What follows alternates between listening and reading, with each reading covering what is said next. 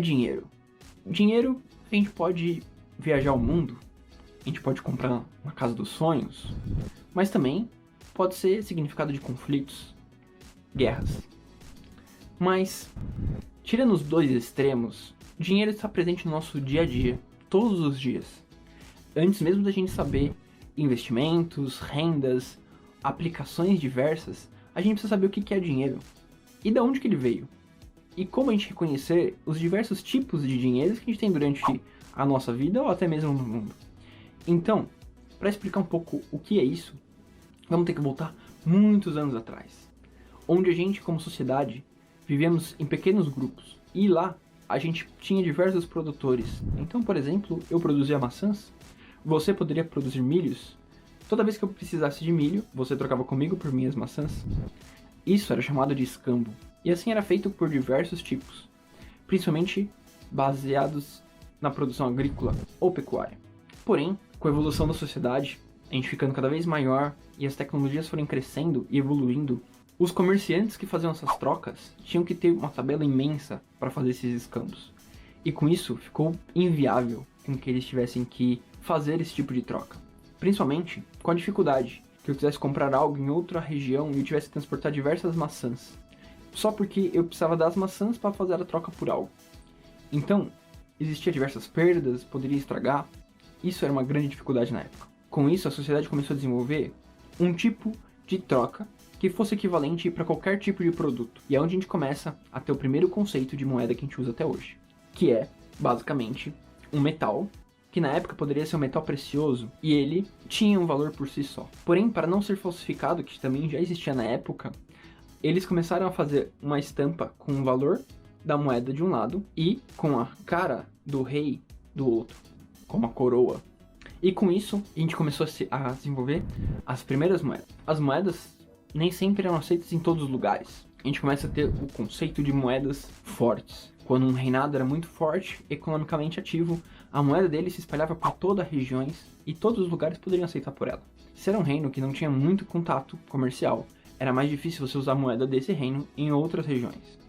Ou até mesmo, outros reinos adotavam moedas de reinos maiores para poder facilitar a sua economia. E com isso a gente chega em um outro conceito, que quem dá valor à moeda são as pessoas que usam ela como bens de troca.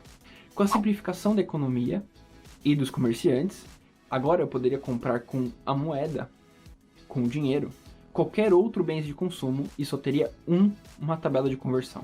E com isso facilitou demais tanto o transporte de valores quanto a troca de bens entre diversas regiões. Eu te pergunto, a moeda, se eu quisesse comprar algo com R$5 nos Estados Unidos, será que eu conseguiria? Acredito que não. Porque, para os norte-americanos, o real não tem tanto valor quanto o dólar. Eu consigo usar o real em quase todos os países da América do Sul. Agora, se a gente quer falar de uma moeda forte de verdade, o dólar a gente pode usar em qualquer lugar do mundo.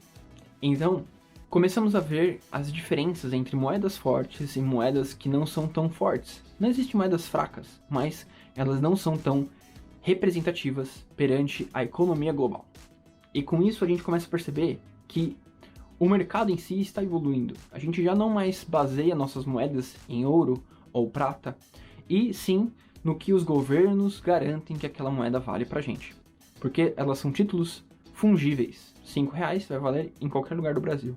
$1 também vale $1 em qualquer lugar do Brasil. A gente começa a entrar no mundo digital, onde as moedas digitais têm outros valores. E não tem nenhum banco, nenhuma estrutura que garanta que aquilo ali tem aquele valor. E como que isso é possível?